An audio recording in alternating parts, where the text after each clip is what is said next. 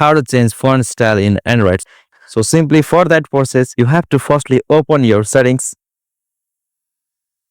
And from the settings, you will have to go for the option like display and brightness. So you have to go for the option display.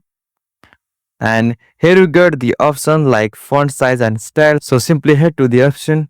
And here you get the option to change your font style, as usual font size also. So to change font style, you will have to click on this font style option. Okay, now you can see here many options to change my font style on my device. So simply I am choosing this Rosemary.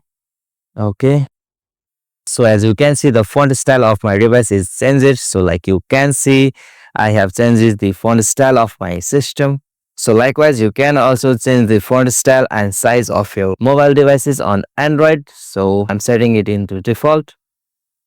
So if this video was helpful to you, please subscribe to our YouTube channel and don't forget to hit the bell icon there for more short tech tutorial like this.